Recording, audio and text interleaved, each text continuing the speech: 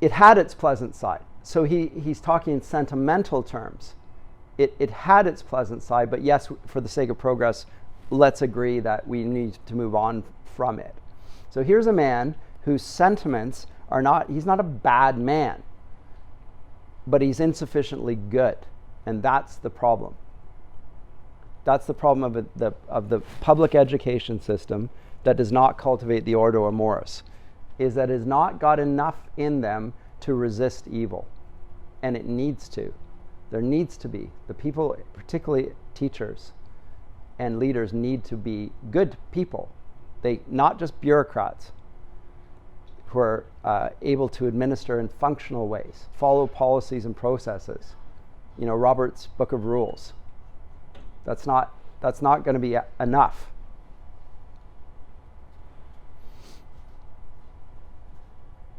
And so what Augustine and Aristotle and Plato would say is that his feelings are inordinate, to use the language here. They are inordinate. He feels the wrong ones more than he should, and the good ones less than he should or ought. He should feel moral obligation. He should say, no, even though I feel this, I can't go along with that. So what he has been educated to do is effectively what the Pharisees have done in the Bible. They've been educated to be blind. They've accepted false teaching. It's a symptom of sin, but it's passed on through education. By the way, that's what the healing means in Scripture. They are blind men. They are deaf. They're dumb. These are all consequences of sin, direct consequences. To be deaf to God's word, he speaks clearly, is to be motivated by sin. You don't want to hear it. You can't. You need to be liberated from that by love. Love will liberate you. The love of God spoken to you. The gospel preached. That's why the gospel is preached, by the way. Yes? I guess this is kind of like the idea that's laid out in Hosea where Very good. God says that my people are destroyed for lack of knowledge. Yes. And they don't mean scientific knowledge. Right. Knowledge of the Tao or Knowledge of him, actually. They don't love him. They don't know him. You know, the word know, I can't remember the Hebrew word for this now. I should know it, but I didn't sleep well last night, and I can't call upon faculties that are... I do know the word. Knowing has an intimacy to it. It's personal knowledge. That's what they, for lack of knowledge. They don't know me. I knew them, they didn't know me. And in Hosea, particularly there at the beginning, the prophet Hosea is put in the position of God. He says, marry a prostitute. And then she goes and is unfaithful to him. Take her back. Unfaithful to him. Now you know what it's like to be me. It's not particularly flattering. And the prophet himself is going to feel the distress of being betrayed in a realm of personal intimacy. Remember the metaphor that's used in the Minor Prophets. Hosea is the first book in the Minor Prophets, by the way, the first of the 12, and it sets the tone in terms of bride and bridegroom. Very important in the Minor Prophets as a theme. That they have discarded or lost their first love, and they perish for lack of knowledge. But it's that sense. You have betrayed the one who was faithful to you and is ever faithful. You can see that in Ezekiel 16 as well, the allegory of unfaithful Jerusalem. So that's how Mark has been educated. How about Jane? Well, Jane was educated in the literature of the 17th century. And that was a period in which virtue and the need for training in it were still taken very seriously. Now, she's a scholar of the 17th century, being taught in the 20th century, so there's a distance there, and to some degree a lack of appreciation of the text, and you actually need to get closer to the 17th century and take it on its terms before you can really learn from it. And most scholarship tries to do the opposite. It posits contemporary agendas there. It wants to read it as a feminist, let's read it from a feminist perspective or a post-colonial perspective or whatever, a perspective. But it's a contemporary stance. Well, I don't even think that that's a legitimate way of reading anything. Like, I hear what you're saying, but here's what I say you're saying. Right? If you do that in a conversation, that's not going to go over very well. And that's effectively what's going on in that brand of scholarship. But she has trained in this, and I think sufficiently in Lewis's day in Oxford, they'd not walked far enough away from the traditional way of seeing it, which we do in the academy of our day, that she wouldn't be affected by Donne. In fact, we know that she is because she's bothered. Right at the beginning, she's bothered by the fact that this vow was given and it was not followed up on. She's embittered by the ill treatment, so she feels injustice. And that positive response is very weak in her husband. It's not dead, by the way. He's not going to betray her in the end, which is extraordinary. So he actually does love his wife. He's just not very good at recognizing how he ought to act. He doesn't have a chest, remember. He's not totally gone. But she has it much more strongly, and but she doesn't ascribe the right motivations to it. And again, she's also subject to inordinate desires. And so when she's brought into the company of the director, also called the Fisher King, again, Lewis overdoing it, I think, in all of the associations is an Arthur reference. He's also, even though his real name is Ransom, he's called the Fisher King. It's an Arthur reference, and his logos, and he's combining all sorts of things here. At first, she feels discomfort in the presence of this company, gathered around the director, and she's afraid. Same thing we saw at the beginning of Paralandra. She doesn't want to be taken in. There's something here. There's a presence that I intuit, and part of me doesn't want that.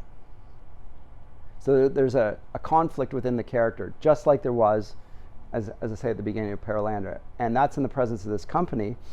And she doesn't. And what does she not want to lose? She doesn't want to lose her individuality.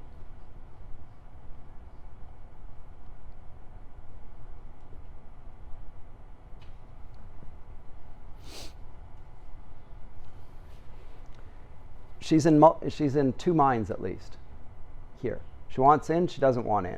She wants in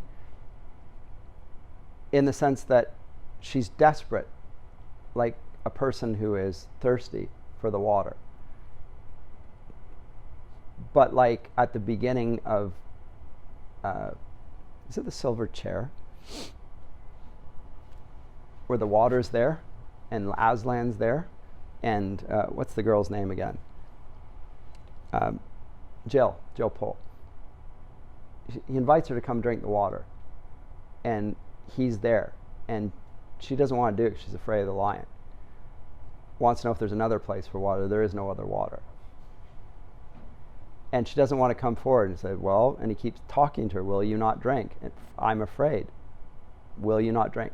That sort of encounter is repeatedly portrayed in Lewis's fiction. There's a sense of wanting it, and not only wanting it, needing it, but being hesitant. And so it's the moment of the encounter with God that is repeatedly being presented in Lewis's fiction. Same thing in Till We Have Faces. The character has it completely wrong. Their desires are misleading them because their affections are inordinate. And they are going to only be fixed when what I called not hypostasis, but the transposition takes place. You got to set them in the right order. And once you've experienced the love of God, then all of your other loves fall into place. But it doesn't happen the other way around. It's a top-down thing. It goes completely against democracy. All the democratic impulses that I deserve to be heard, I have a right to be heard, my voice, my opinion's just as good as the next person's. That doesn't really work here. Not that those aren't valuable, but they're not true. Because otherwise there are no true ways of looking at things. They're not all equally valid. Only if there is no validity are they all equally valid, in which case the appeal to validity is irrelevant. Stop using the word. You just want to be heard. So it's a voluntarism, not an appeal to validity. But Lewis comments here in this text, in the presence of Ransom, that she was of four minds. And the fourth and supreme Jane was simply in the state of joy. Remarkable. She was in the state of joy. The other three had no power over her because, though indeed these other feelings are in her, it's only human to have mixed feelings and to be pulled in different directions. They are properly subordinated to the most important thing, which is the presence of goodness and holiness, which she feels there. Now, the four minds are the four loves. There's a familiarity, there's a sense of friendship, there's a sense of eros, even. Like she feels a sort of attraction to the director. So this is pretty obvious, and it says, no, this is not right. And there's a sense there in her that maybe this is the right thing here. And so she's confused. But when she is brought in, then everything flips, and now she can see very clearly. My experience, that's what happens when you come to faith in Christ. Things actually start to get rightly ordered. But then you have to know what grace is, and you have to know what the love of God is. But that's a conversion narrative. That's what we've got there. In a very intellectual form, evangelicals say, well, at that point she gave her life to the Lord or something like that. Well, that wouldn't work very well. That's fiction. This is much better. And so because of this, she's drawn deeper and deeper into the community of virtue. Now, this is just like Narnia, where you go further up and further in.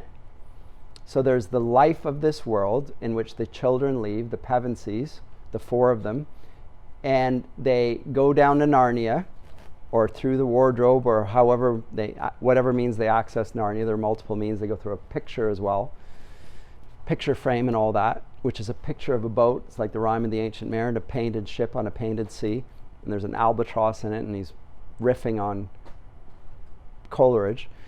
Or they go down, there's a mountaintop, and they're blown over the edge. There are many ways into the land of Narnia, but they're all imagination. And the imagination here is an imagination awake to the ordinate affections. So love actuates this mythical landscape.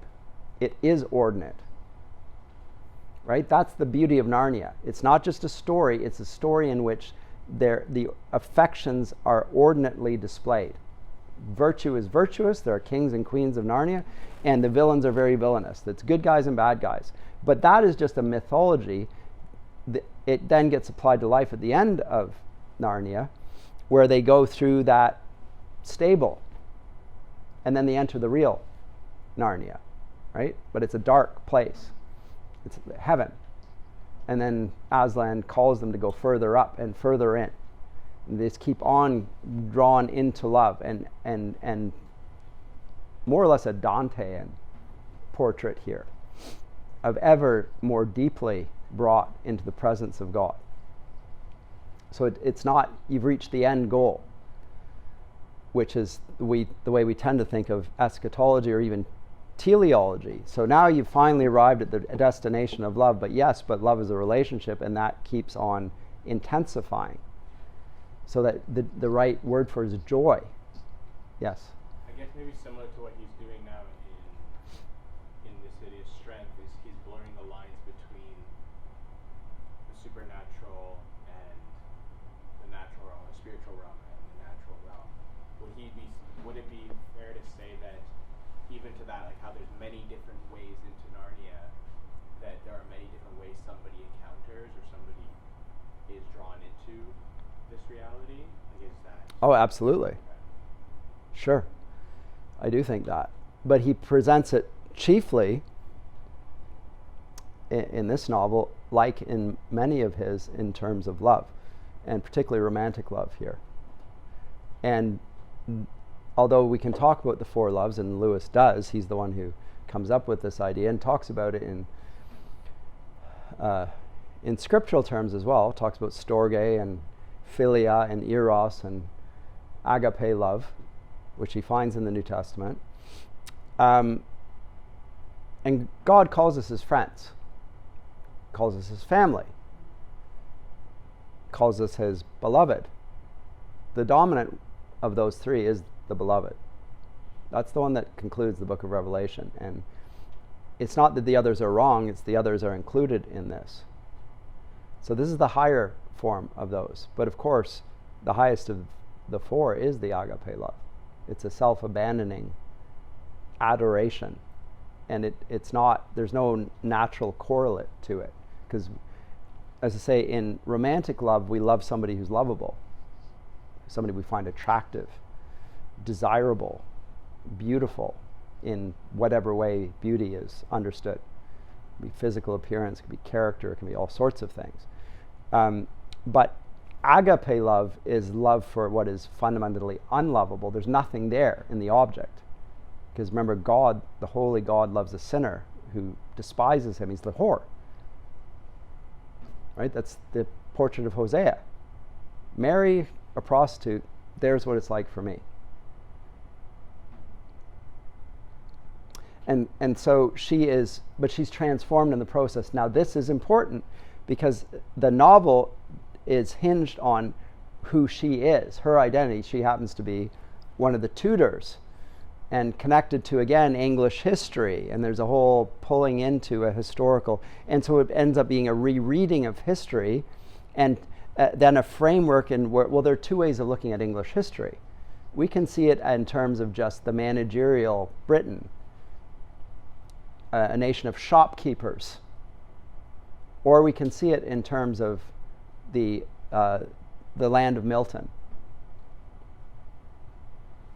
the land of Shakespeare, the land of Arthur, a magical kingdom, a place of wonder and beauty, or we can see it in little, small, material terms of domination and pettiness. And so he's juxtaposing, he's presenting two views of even a national history tied in with his mythology of Arthur, which is prominent here. And Merlin then represents the Tao, as it were, somebody who knows the Tao, but knows it not in a supernatural way. He doesn't know it as a Christian. Merlin's a pagan, but he knows the Tao.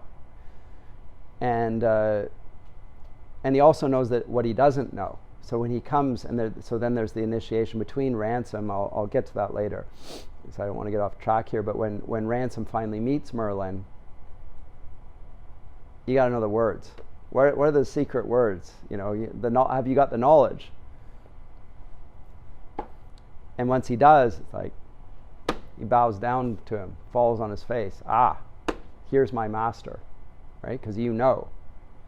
And so what Lewis is with the Tao is pointing to the ordinate loves again in the same way in in Dante, you see the purgatory marked by the 7 deadly sins, but as you ascend and have the P's, the peccatum, removed from your forehead as you ascend, you get towards the realm where you will now be in the realm of the 3 theological virtues, faith, hope, and love. And the greatest of these is love. So there's the 4 cardinal virtues, which are right there at the bottom of Mount Purgatory, represented by the figure of Cato, the most just man in Rome, reputed lawgiver, etc. So those are the virtues that represent the Tao. But here are the theological virtues, and now there's going to be a transition point where everything that was pointed to by the pagans and is represented by Merlin will be fulfilled in the person of Elwin Ransom. Remember the Fisher King, the man whose heel is bleeding, a figure of Christ. It's a lot going on there. as I say, Mark is a man without a chest because of his education, but that doesn't mean he doesn't love his wife, and that's what saves him, by the way, interestingly. He's willing to lose himself. He's losing to abandon his career, abandon all good. And this is an extraordinary thing, actually, if you think about it, and you will face this in your life. What are you going to do towards your loved one when your loved one is sick or ill or whatever? Are you going to, for inconvenience sake, or you're no longer inflamed with desire for your beloved, whatever, are you going to turn your back and walk away? Maybe that's the breaking of you, not the making of you. You know, this person's an obstacle to my ambitions. Really?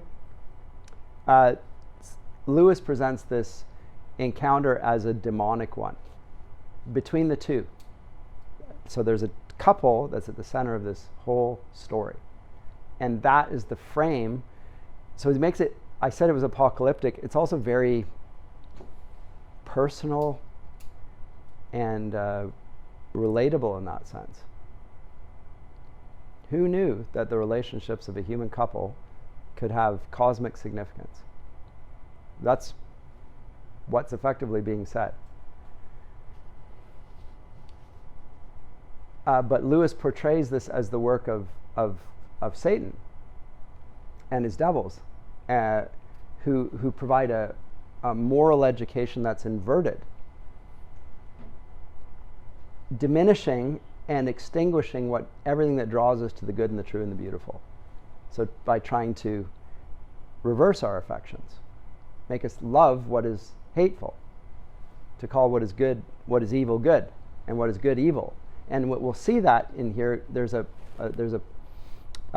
I don't know if you remember this. There's an instance here when they are asked to stamp on a portrait. Remember this? They're required to do it, and they don't want to do it either. It's funny, they're not religious, but they don't want to do it. It seems like a desecration. That's because it is. They're being asked to do an initiation into evil, as it were, and that's to overcome their own repugnance at doing something that actually intellectually they think is irrelevant. Like, there's nothing there, I don't believe in this. Yes, but your feelings are still inclined against this act. It seems sacrilege, and you're not going to do it. So you have to do it. You must do something that you regard as maybe trivial, but definitely immoral. We have to break that, because that's the Tao in you. We have to break that. And what that does is makes us all into ghosts and dwarfs. If you think about, again, the last battle, the dwarves are for the dwarfs. They can't even see or taste goodness when good food is given them. Remember, they're in the stable. They're given the feast that's served up to the kids. And what do they taste? They taste dung. They spit it out. They're not going to trick us. So they can't even taste good food when it's given to them. And again, same portrait in The Great Divorce. You're in the precincts of heaven, and you find it the most appalling place. You want out of there as quickly as you can.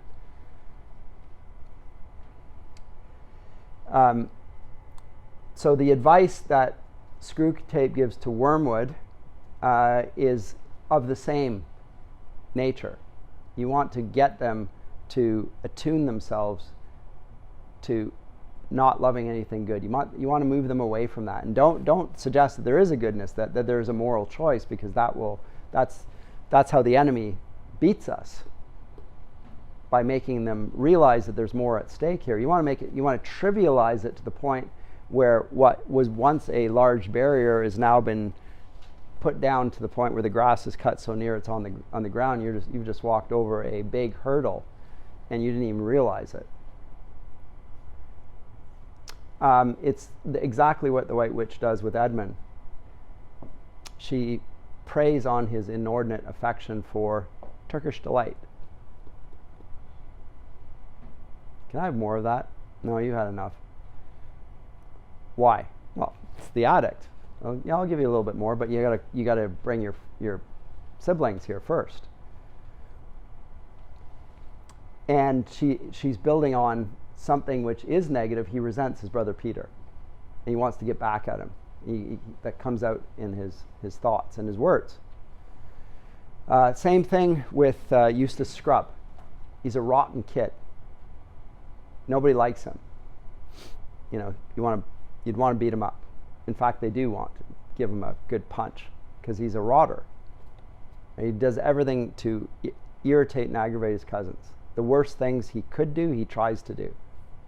You know, stick out a foot while you walk by. All kids do this.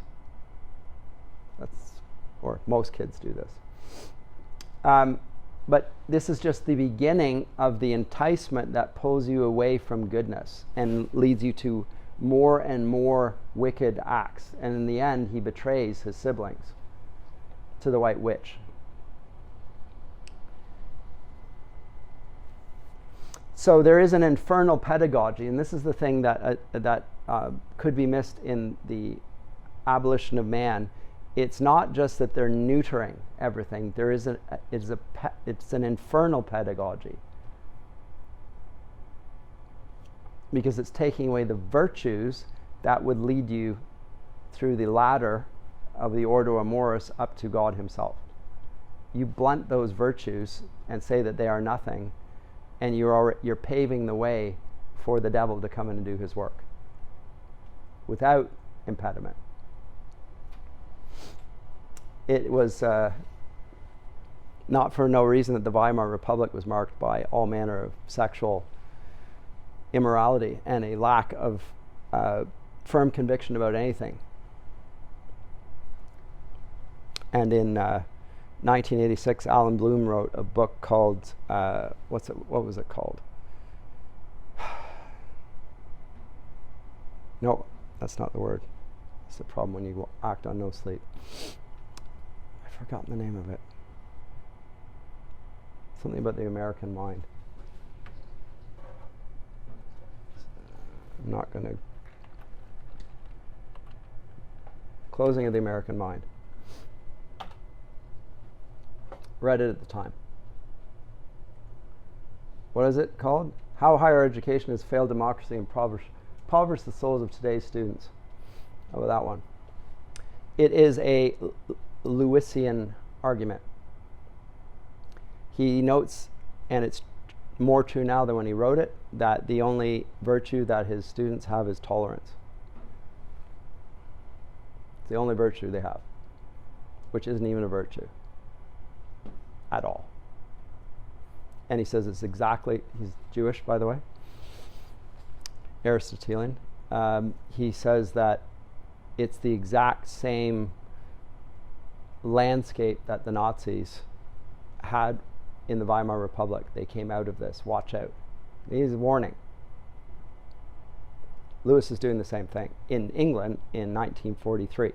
While there are Nazis across the water, we are adopting the same pedagogy here. England can either incline towards Arthur and Logres, or it can become Britain. And in Britain, it's the antithesis of those things. It's not just a different vision, it's an antithetical vision. It's a horrific one.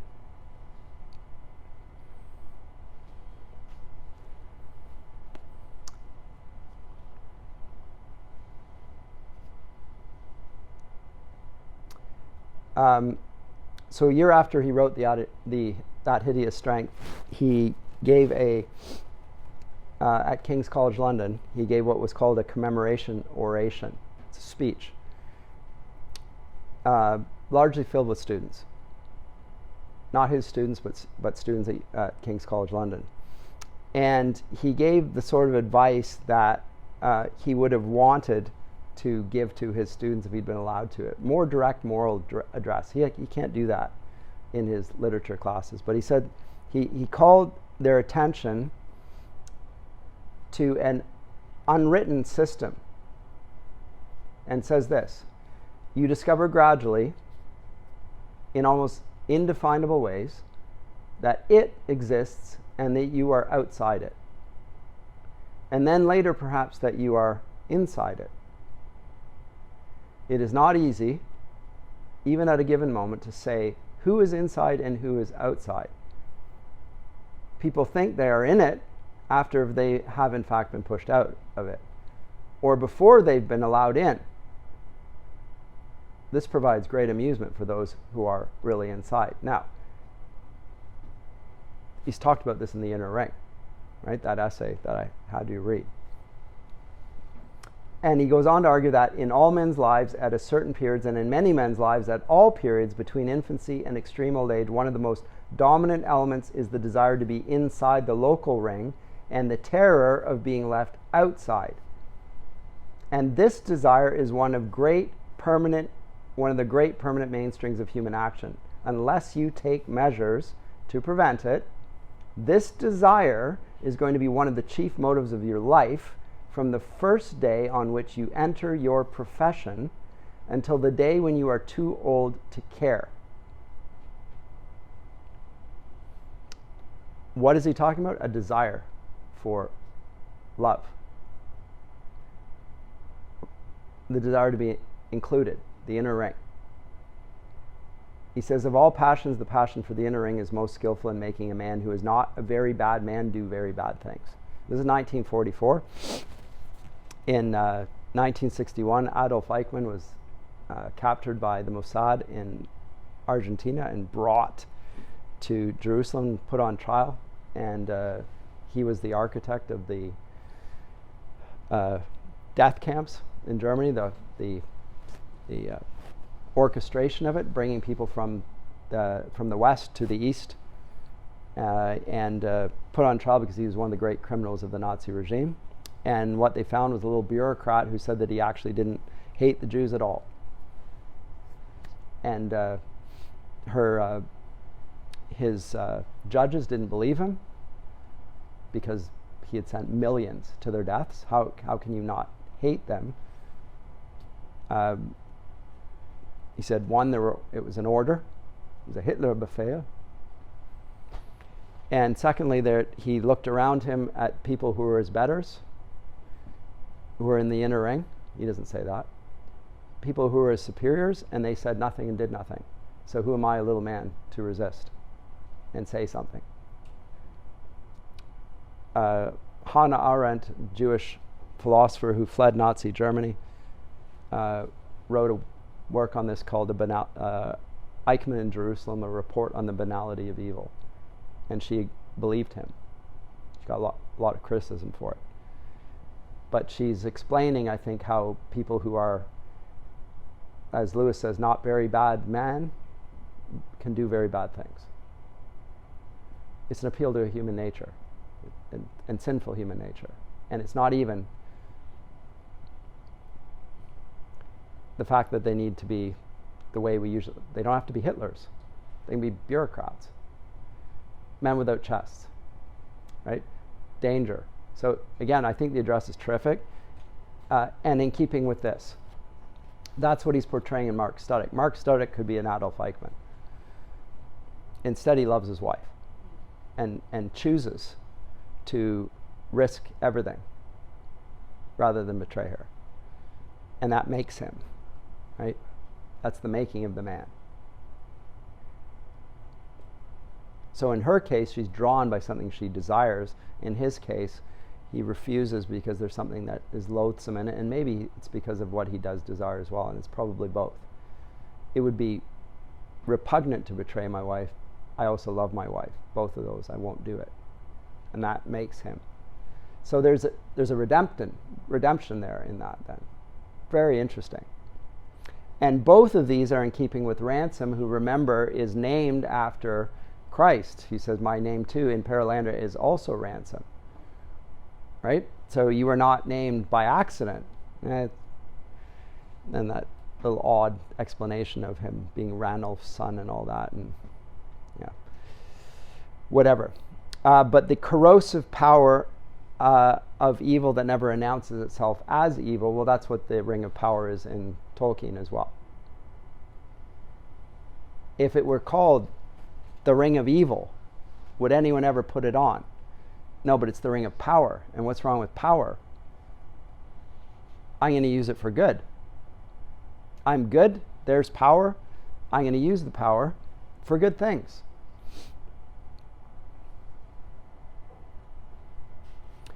I'll read more of this address. He says, to 9 out of 10 of you, the choice which could lead to scoundrelism will come, when it does come, in no very dramatic colors, over a drink or a cup of coffee disguised as a triviality and sandwiched between 2 jokes. The hint will come.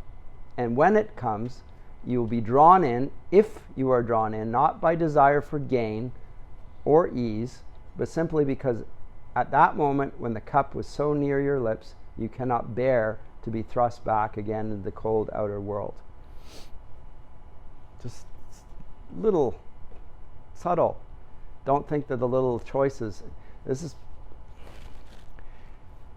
is why I say don't cheat on your essays and exams. It's because they don't matter at all. My course doesn't matter in that sense. If you're going to do a little thing here, oh, you get an A. I'll get an A. So sure, assuming you can hoodwink me. Sure, you'll get an A. But what will you have lost? You know what you've gained, but what have you lost? Huge. Huge. And you're worse for it for the fact you didn't get caught. If I'd caught you, you might have suffered a consequence and said, if it was bad enough, I don't want to do that again. But if you don't get caught, the next time stakes are much higher, and you've already sacrificed your integrity for nothing, and then what will you do when there's a great deal on offer? This is how you make bad people. By the way, this is how they also get people into politics. They do something really bad, and then they blackmail them for it. And they keep having to do more and more bad things. And then to step back from that is to risk everything. My whole life, my marriage, my family, my reputation, all that. Am I really going to? No. And then you're going to keep, well, then you have to do this. And you have to do that. And so that's demonic. It pushes you literally to do things that when you began, you never would have done. Not even contemplate, forget it. No chance, nada. So, this is Screw Tape. The safest road to hell is the gradual one. The gentle slope, soft underfoot, without sudden turnings, without milestones, without signposts. That's what they're trying to do to Mark Studdick. Small little walks, step, step, step, step, step. Further and further away from what is good. What is going to save him? Well, to some degree, it's the same thing that saves Jane. It's eros.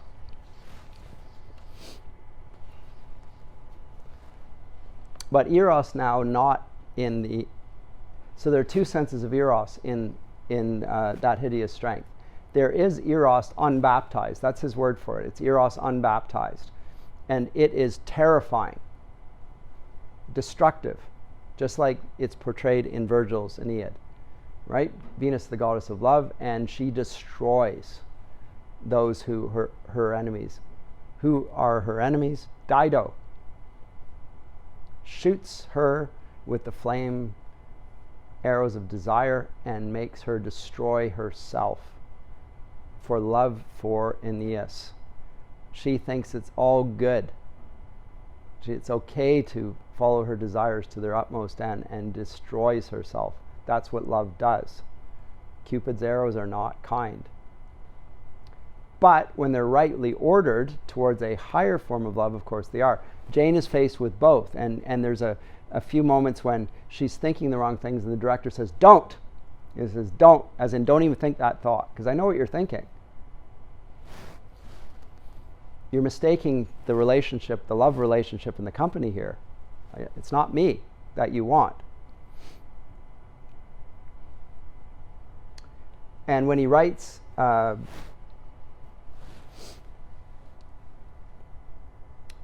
thinking back on his own scholarship, especially the first work I read, The Allegory of Love, he admits that he was a little bit blind to how it really worked. He just took it as a literary phenomenon. But when he got married, it changed him. He saw it differently. Less academically, less abstract, more as a commentary on himself. And then he writes, when his wife, Joy Davidman, dies, Joy and I feasted on love, every mode of it, solemn and merry, romantic and realistic, sometimes as dramatic as a thunderstorm, sometimes as comfortable and unemphatic as putting on your soft slippers. No cranny of heart or body remained unsatisfied.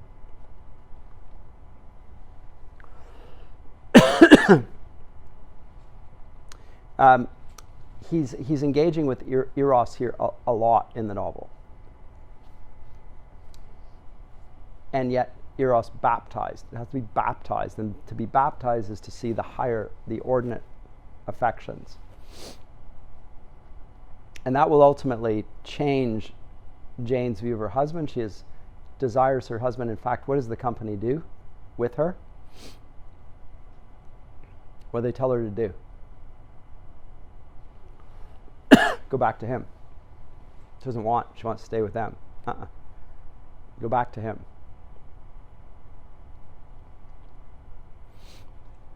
She doesn't want to go back to him. It's her husband. He treats her with contempt.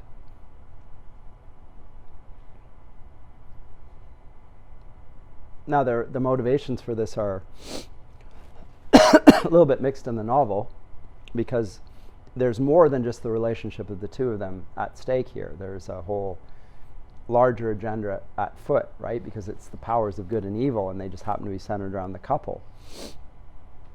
But they don't think that an individual can be sacrificed in this. It's the opposite view to that which Weston articulates, that it doesn't matter if an individual sacrifices as long as the greater good is there.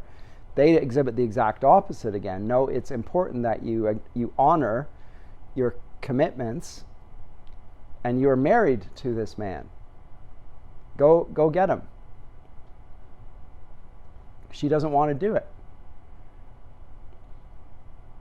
because she's motivated still by a spurned sense of erotic love, but she's not motivated by a higher sense, a baptized sense of erotic love, which would then let her be like Beatrice and go find her Dante. Because he's lost. He needs you. You got to go to him. So that's what she ends up being. She ends up like being a Beatrice sent to find him and bring him in. Very interesting. And at no small risk to the company then, because remember, they are desperate to find her because she's the means to get to Merlin. And with Merlin, they think now we've got the magic, the power to overturn everything, because really they want the key to the Tao to turn virtue into vice. Who wants this? The Dark Eldila. It's still a commentary on education, but also on life, because true education is right living. So as it says here, when the age for reflective thought comes, the people who has been trained in ordinate affections or just sentiments will easily find the first principles in ethics. Easily. But to the corrupt man, they will never be visible at all, and he can make no progress in that science. Plato said the same.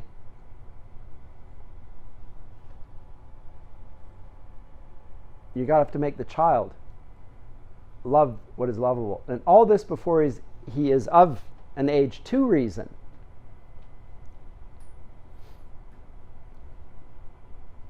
Your affections need to be molded before the age of reason. The age of reason doesn't come into... So in terms of classical education, there are sort of stages of it.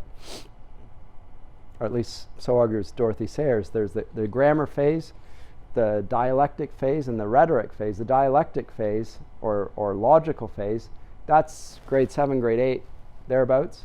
It's when kids start becoming argumentative. And they see contradictions, and they're angry. They are provoked by injustice. They're outraged. Before that, their affections need to be rightly motivated. And at that point, then, you can do things. So that when reason at length comes to him, then, bred as he has been, he will hold out his hands and welcome and recognize her because of the affinity he bears to her. So that's the motive of childhood education at the early stages. You make kids love what's lovable and hate what's detestable. And then when reason comes along, you will greet what's reasonable because you'll see that they fit together, of course. And now you're given a tool. And that's part of the process of development. It's not that kids don't have reasoning at a young age, but they're not motivated by that. They're motivated by their appetites. And you can train those. And you don't train them by saying they don't matter.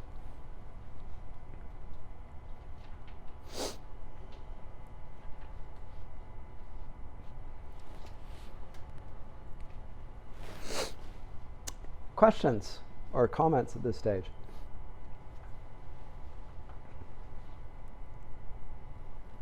So this is very much of a novel against the sensibilities of his contemporaries. It is a work of fiction. It is a work of science fiction. It is written more in a fantastic mode, and even in a apocryphal type of mode, but it is still has the same intent, apologetic intent of overturning the way in which the affections have been abused in modern education. And he shows people responding to it from different vantage points.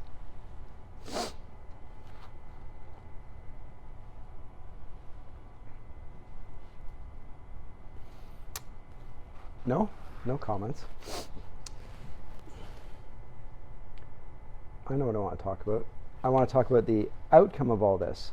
So this is a useful book for finding the sections for me.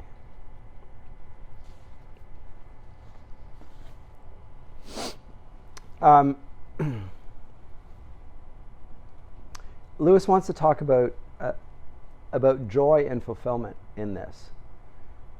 Eros baptized,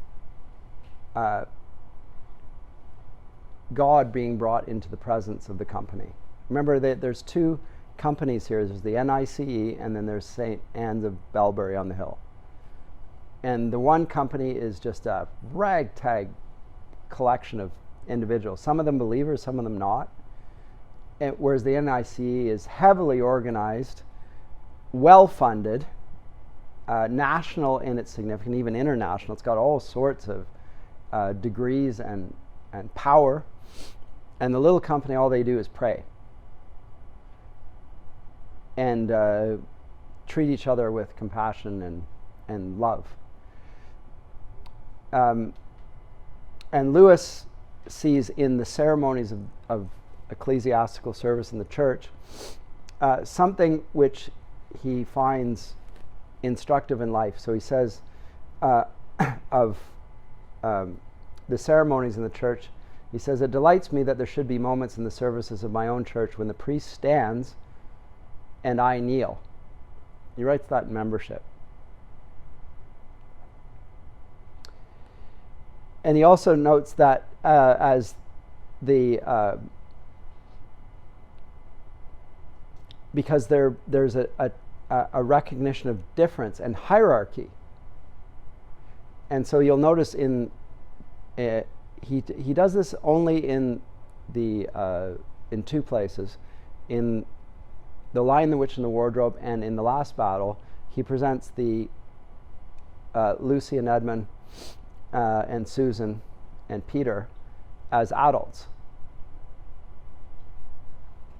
And what we notice is that they've changed. And what they haven't just changed in the sense that they're older, stronger. That they experience that as soon as they come to Narnia. They get stronger at a rate that's impossible in this world. But they also develop and become cultivated in their speech. They start speak in courtly fashion. Right? It's almost humorous. And so he says in his essay on membership, he says there are no ordinary people.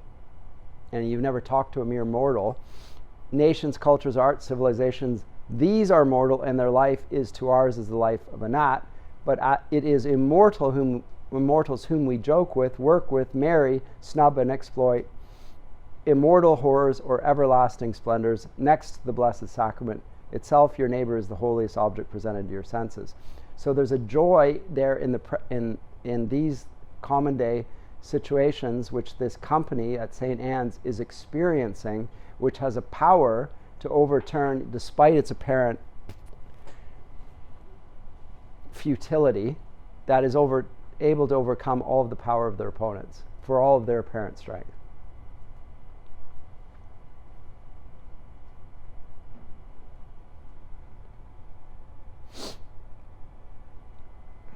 Lewis is really good at this. And remember, his biography is Surprised by Joy. He's talking about the power of joy to transform everything. And he really means it. The reason he's good at portraying it in his literature is because I think he experiences it himself. And accessing it through his literature is the wardrobe that allows you into that place. I think that's the point of the fiction. It's not to entertain you, it's to actually initiate you into joy. Joy unspeakable and full of glory. The light that conquers the darkness.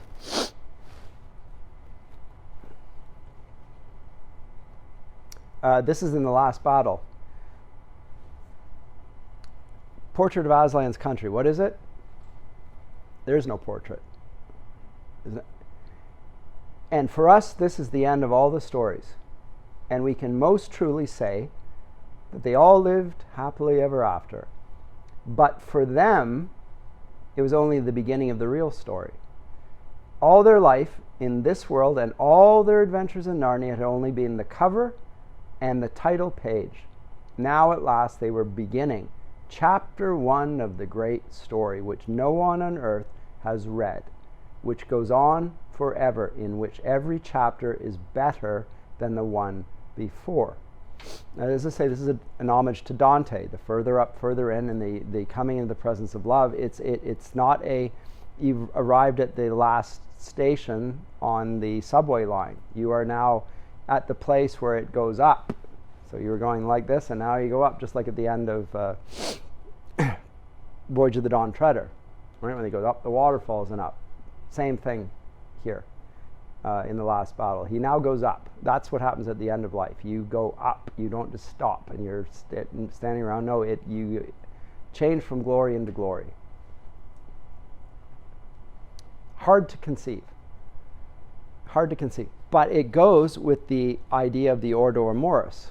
And if God's love is not like our loves, and it's not commensurate with its object, and he is as above us as we are above any other object, then it's not inconceivable. It makes perfect sense. That's what Lewis is trying to portray. And he does it in that hideous strength. Now, the opposite to that is what happens to the company. They want heaven to be brought to them. Remember that the Tower of Babel, that hideous strength, they want to fashion mankind in their image, all of the human beings that are part of the NICE. And the comment is that they brought heaven down on their own heads. So they get what they want. And yet they don't get, they're very surprised and horrified. So the faces of the NICE, when they get after they've done their desecration ceremonies and they take all their clothes off and do monstrous things, the Dark Eldila come in because actually they don't, it's just like Weston, they don't care about these characters, they just want carnage. And they get it. It's not going to be on everyone else, they're not going to gain power, they just lose their souls. Awful. And they can't speak. It's interesting, they lose the ability for speech. I'll maybe pick that up next time. I want to talk about language a little bit, but particularly when I come to Tolkien. But they lose the capacity for articulate speech. They start making noises. So they're reducing speech to Rousseau's notion of groans and cries and so forth. They become what they say that they effectively were, which is just animals. And now they are just animals. They get what they wanted to be, but this doesn't humanize them in any way. It demeans them, and there's an immorality to the whole venture.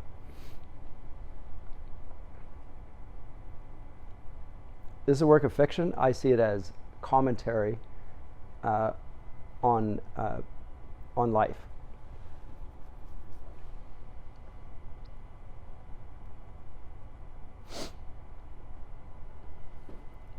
Anyone? Anything else? Yes. And I guess what's also interesting about that is that even for that narrative of heaven coming to earth and them getting what they wanted, but it wasn't exactly what they wanted, is that the true goal then of both Lewis's literature and even the company is to save those who can be saved from the end that we know is coming. That Satan and his demons are destined for that eternal end, like it's for damnation. So it's to save those who can be saved. It's not Yes. necessarily a conflict where the outcome is unknown. No, the outcome is known, yeah. Is known. Yeah. Yeah, that's pretty clear. And it's pretty clear. Although from the perspective of the characters, it isn't so. But from the perspective of the novel, the way it's structured, particularly when you read backwards into it, you see how there's been a providential ordering of things from the beginning, and actually that's how Ransom got dragged into the whole thing from the beginning. Right? There's a preparatory, the reason you were sent there, first of all, is so you could speak to do this, and the reason you were sent there to do this is to go back to your own planet and be involved in the spiritual battle of the educational landscape, which is doing this. So it's all, this is the next fight. And the outcome of that fight is already also ordained. The victory's already been won. You know you're going to win this fight. But that doesn't mean it's not going to be very hard. And he talks about that in battle as well, and the need for battling. Even when you know in the knowledge of the victory that has been won at Calvary, you still need to stand and fight. That's Ephesians 6 stuff, right? Put on the armor of God, and after you have done everything, you stand. You stand. Don't move. Hold your ground. Tolkien says the same thing. In Gondor, right? Or Gandalf, at any rate.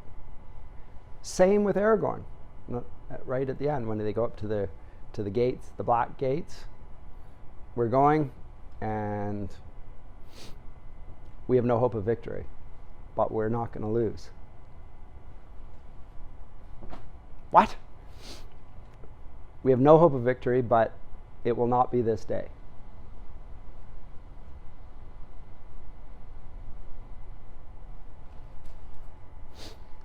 There may be a day, but it's not this day. Huh?